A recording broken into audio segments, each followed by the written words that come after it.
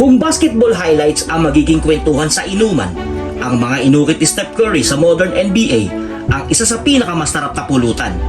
Mga tirang nagbabaga, mala flame of reka na eksena ang laban, at mga galawang pang tsa-tsa na kahit si Chris Paul ay hindi umubra. Subalit sa mga highlights play na patuloy niyang binabahagi sa atin, ay mayroong isang tirang namumukot tangi ang kutitap sa nining. Dahil sa overtime, with 3 seconds remaining, ay isang malakidlat na 3-pointer ang kanyang pinakawalan. Decide not to use it. Curry, way downtown. Bang! Bang! Na tuluyang nagpatahimik sa malakas na kulog ng OKC Thunder. At yan ang babalikan natin dito sa top score, ang laban ng OKC Thunders versus sa Golden State Warriors noong 2016, na nagbigay hudyat sa buong basketball community na inilabas na ang bagong armas sa NBA nang dahil sa babyface assassin na si Steph Curry. Won't go! And Golden State historic run continues. Bago pa tumungtong ang February 2016, ay maingay na sa liga ang pangalang Steph Curry, isang mabangis na gwardya mula sa Ohio na mala Albert Einstein ang talino sa laruan, nataglay ang may mahikang kamay na parang isang salamangkero. Sa kanilang laban noong February taong 2016 ay umalingaw-ngaw sa buong mundo ang kanilang matinding panalo. Dahil sa natitirang 3 segundo ay ginulat ni Steph Curry ang OKC at pinatahimik ang mga iyaking haters nito.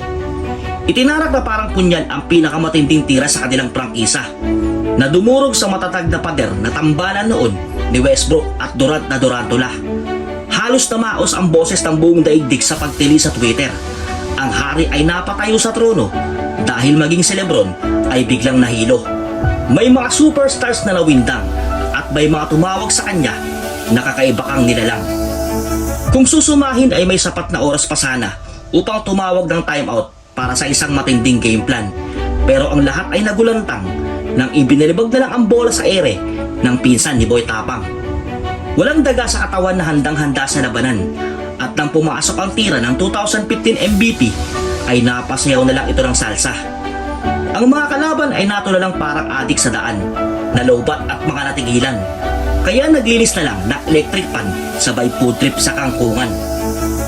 Para lubos nating maunawaan ang ginawang impact ng tira ni Steph Curry sa buong liga, ay balikan at lingunin natin ang naging takbo ng istorya sa sagupaan ng dalawang heavyweight na prangkisa na parang mga gutom na tigre na nag-aagawan sa isang karne ng tupa.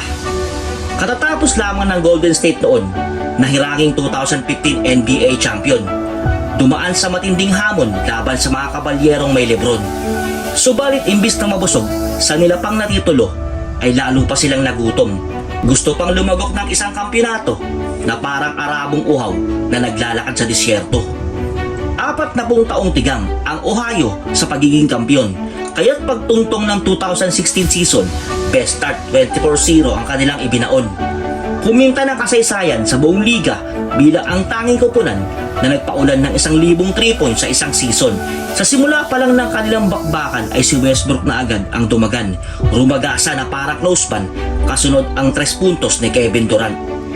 8-0 panggulat ng OKC sa dumadagundong nilang tahanan, habang ang Golden State Warriors naman ay parang mga batang naliligaw sa lansangan.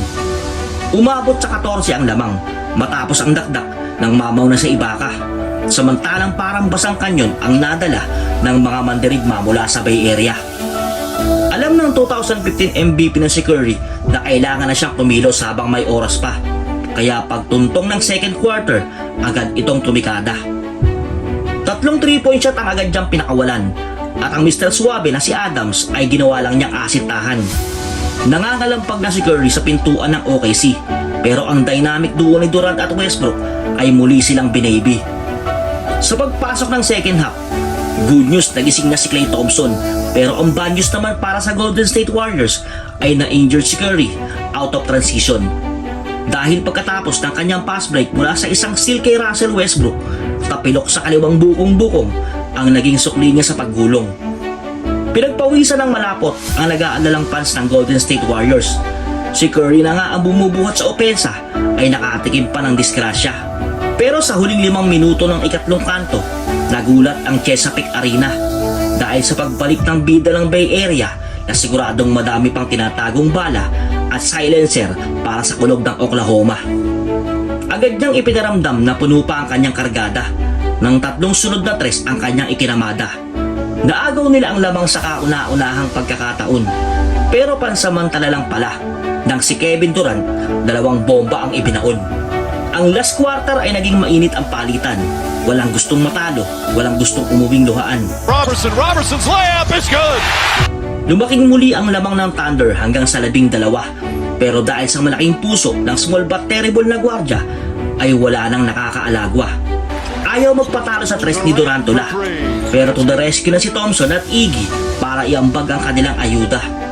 Kinulang ang 48 minuto para wakasan ang duelo. Isang talata pa ang dapat sulatin para matapos ang kwento. Beast mode na si Westbrook sa dinagdag na 5 minuto at isang dakdak ni Ibaka na nagpaingay muli sa OKC Panatiko. Muling sumubok na manghiwa ang depensa ng Oklahoma. Pero mas malala ang inabot nilang sugat nang laslasin ni Steph Curry ang huling foul ni Durantula. Si Westbrook nag-take over sa opensa ng OKC pero sa puntong ito nananalasa na ang bagyong Stephen Curry. Pukol dito, pukol doon ang ganti ng 2015 MVP. At sa sinablay ni Westbrook na isang go-ahead jumper na hindi umubra. Westbrook on the drive, falling away. Won't go. Rebound taken by Iguodala. With 3 seconds remaining, hinagis ni Curry ang bola. Decide not to use it. Curry, way downtown. Bang! Bang! Oh, what a shot from Curry! At binigo ang kupunan ni Tarantula. Nawindang ang buong NBA community sa winning shot na ito. 46 na puntos with 12 3-point shots ni Curry sa laro ang nagdikta ng kwento. Mga tirang nagsemento ng kanyang legasiya sa liga na kahit matapos na ang kanyang karera ay magiging isang tinta na hindi na mabubura. Westbrook gets off a good look. Won't go. And Golden State historic run continues. Sana ay nagustuhan nyo ang ating kwento. Isang like naman dyan bilang suporta.